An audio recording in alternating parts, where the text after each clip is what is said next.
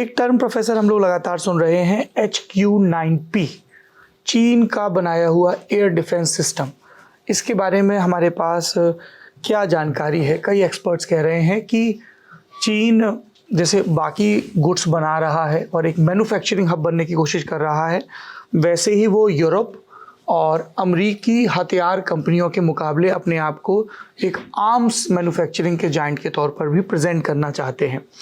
दुनिया में अलग अलग मोर्चों पर जंग लड़ी जा रही है, जहां पर यूरोपियन या अमेरिकन हथियारों का इस्तेमाल हो रहा है, तो टेस्टिंग भी हो रही है, तो जिसको वो कहते हैं कि बैटल प्रूवन इक्विपमेंट है, ये बात कही जाती है।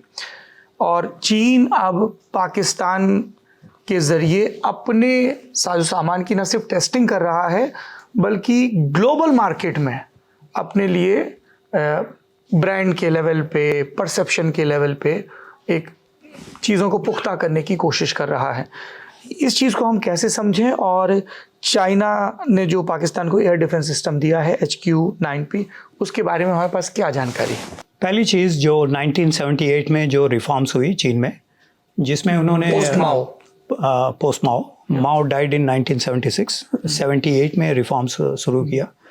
जो 4 मॉडर्नाइजेशंस जो कहते हैं, जो agriculture, industry, science and technology and defence, तो आखिरी में डिफेंस है जो, तो उन्होंने कमर्शलाइजेशन शुरू किया डिफेंस इंडस्ट्रीज़ में, कॉरपोरेशंस बनाया, मार्केट डिमांड सप्लाई लागू किया, और बहुत सारे लोगों को अमेरिका भिजवाया, यूरोप, रशिया वगैरह, और वो सीख कर ये तकनीकी उन्होंने अभी शुरू किया जो नया वेपन सिस्टम्स को, जिसमें CPMIEC, China precision metals import export corporation, CPMIEC एक बहुत बड़ा कंपनी है जो HQ-9 Hongqi means red wind, Hong means red and chi is wind, so it's a Chinese version of the previous Russian supplied way back in 1950, जो 1950s में Soviet union ने उनको दिया, उसका इम्प्रोवाइज किया, और इजरायली टेक्नोलॉजी बहुत इस्तेमाल किया इन सारे चीज़ों में। Israeli technology. So was there any active collaboration between China and Israel? Very active collaboration for about 20-30 years, till the Gaza events happened on October 7th, 2 years ago. There is a very close collaboration between Israel and China, whereby Israelis have transferred many of the cutting edge technologies, including a version which is now called as PL-15A. This is an Israeli makeup. तो CPA, professor sorry मैं आपको बीच में रोक रहा हूँ।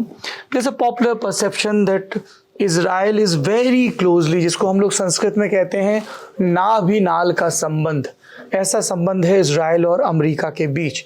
हम देख रहे हैं कि पिछले 30 सालों से कम एक 30-35 साल से एक अमेरिका ये देख रहा है, वहाँ की आर्म्स लॉबी, वहाँ की जू लॉबी, जो भी अलग अलग लॉबीज़ हैं, कि चीन ही उनके लिए, मतलब एक उन्होंने एंड ऑफ सिविलाइजेशन और एंड ऑफ हिस्ट्री बोल दिया था फुकुयामा ने, वो सब चीज़ें हुई थी USSR के विघटन के बाद।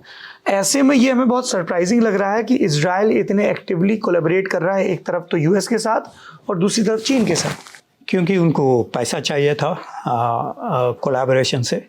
इज़राइल एक बहुत छोटा देश है, जैसे कि ज़मीन, इलाका वगैरह, और उनका रिसोर्सेज कम है, रिसोर्सेज बिल्कुल ही नहीं है। तो these are how to make revenue, make revenue. So you brought in, आपने अमेरिका और इज़राइल के बारे में बताया।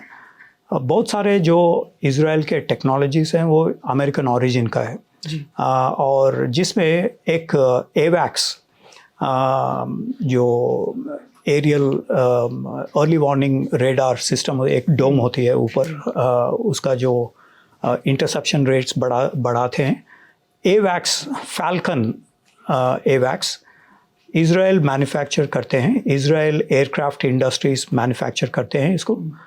तो चीन ने कुछ खरीदना चाहते थे, 2004 में 5 में, और उन्होंने पैसा भी दिया इज़राइल को। लेकिन अमेरिका उसका खिलाफ कहा है कि ये एंड यूज़र टेक्नोलॉजीज़ में प्रॉब्लम है।